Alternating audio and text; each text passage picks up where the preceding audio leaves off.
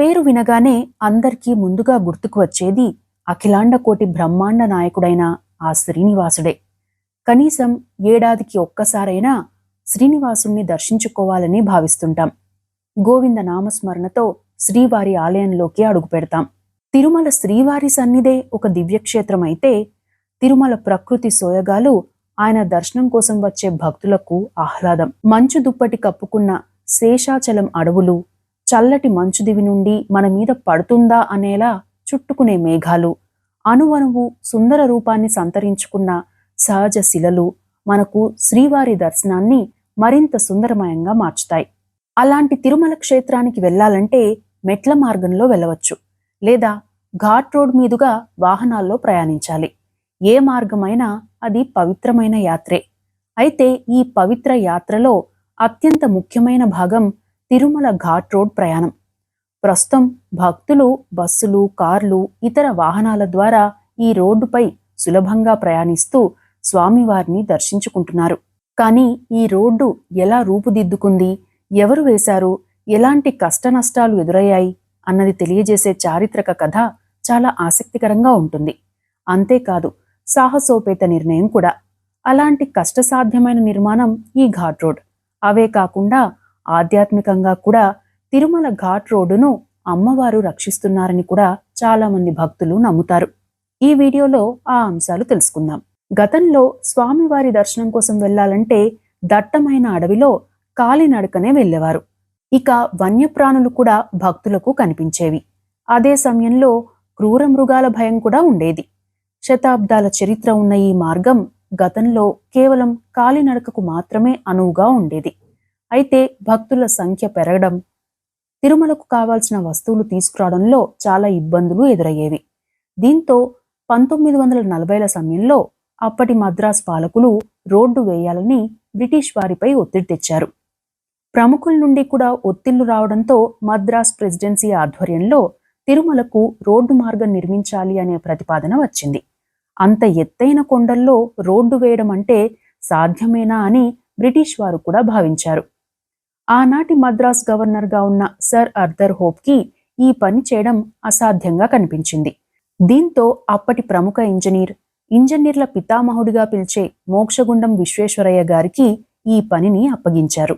ఈ రోడ్డు మార్గం నిర్మించేందుకు ముందు మోక్షగుండం విశ్వేశ్వరయ్య గారు తిరుమలలోనే 3 రాత్రులు నిద్ర చేసి స్వామివారి ఆశీస్సులు తీసుకున్నారని కూడా చెబుతారు.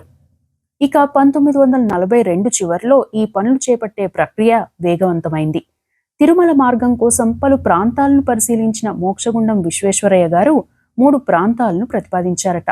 వాటిలో దూరం ఎక్కువైనా రోడ్డు నిర్మాణానికి అనువుగా ఉంటుందని, భద్రతాపరంగా కూడా మిగతా వాటికంటే ఉత్తమమని భావించి ప్రస్తుతం ఉన్న మార్గాన్ని ఎంచుకున్నారు. గతంలో కాలినడకన కూడా ఈ ప్రాంతం నుండి శ్రీవారి దర్శనానికి వెళ్లేవారు. ఇక ఈ రోడ్డు నిర్మాణంలో పిఠాపురానికి చెందిన శ్రీ మండలేముల శ్రీరామమూర్తి గారు కీలక పాత్ర పోషించారు. అప్పట్లో ఆలయ కమిటీలో పర్యవేక్షకుడిగా ఉన్నారు.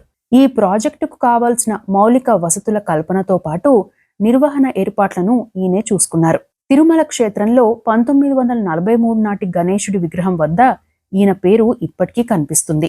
ఈయనతో పాటు బ్రిటిష్ వారి హయాంలో రోడ్ల నిర్మాణ విభాగానికి ఇన్ఛార్జిగా ఉన్న ఇంజనీర్ దివాన్ వగడూర్ ఏ నాగేశ్వర్ అయ్యర్ కూడా కీలక పాత్ర పోషించారు. 200 అడుగుల వెడల్పుతో రోడ్డు నిర్మించేలా ఉప డిజైన్లను మోక్షగుండం విశ్వేశ్వరయ్య గారికి అందించారు. వీరి సూచనలతో రూపొందించిన తుది నివేదికను ఆనాటి మద్రాస్ గవర్నర్ బ్రిటిష్ ప్రభుత్వానికి పంపించారు. ఆ ప్రతిపాదనలకు ఆమోదం లభించడంతో పనులు ప్రారంభించాలని నిర్ణయించారు. అయితే ఘాట్ రోడ్ నిర్మాణానికి అడవిని తొలగించడం కూడా చాలా కష్టంతో కూడుకున్న పనిగా మారింది.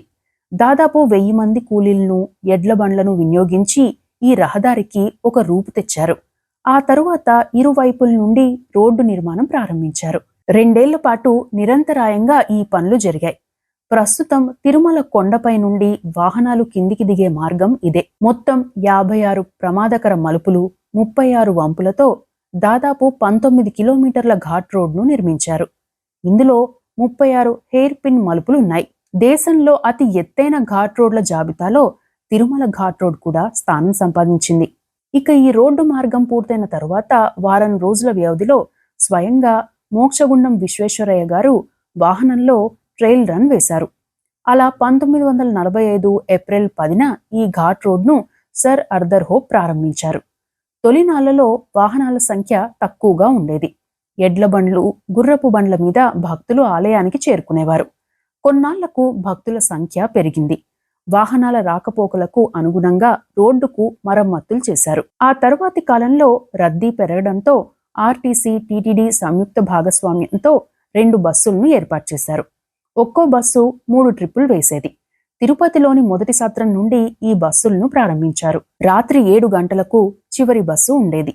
1955లో రైల్వే స్టేషన్ సమీపంలో శ్రీనివాస బస్టాండ్ పేరుతో తొలి బస్టాండ్ ప్రారంభమైంది. ఆ తరువాతి కాలంలో క్రమంగా వాహనాల సంఖ్య విపరీతంగా పెరిగింది.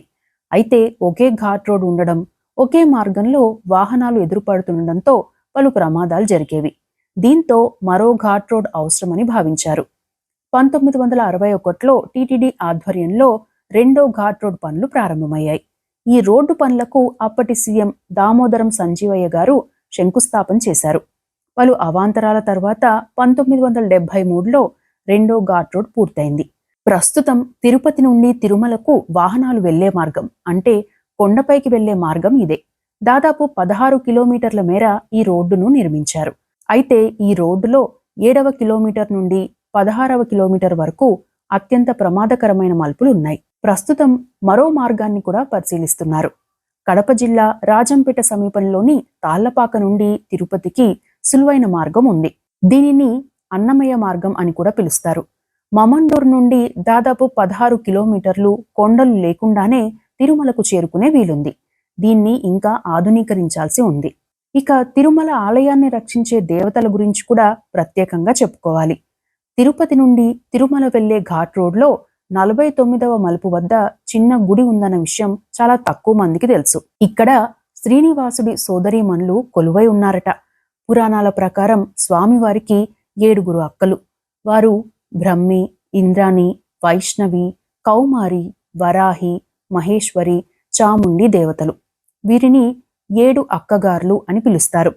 ఈ అక్కగార్లు స్వామివారికి రక్షక శక్తులుగా ఉండి తిరుమల క్షేత్రాన్ని కాపాడుతారని భక్తుల నమ్మకం. ఇక ఘాట్ రోడ్ మార్గంలో రాకపోకలు పెరగడంతో పాటు కొండ చర్యలు నిత్యం విరగడం, వాహనాలు ఢీకొనడం లాంటి ప్రమాదాలు జరిగేవి.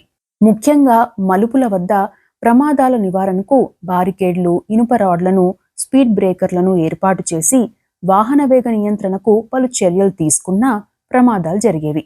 దీంతో ప్రభుత్వాలు, టీటీడీ పాలక మండలి పలువురితో చర్చలు జరిపారు.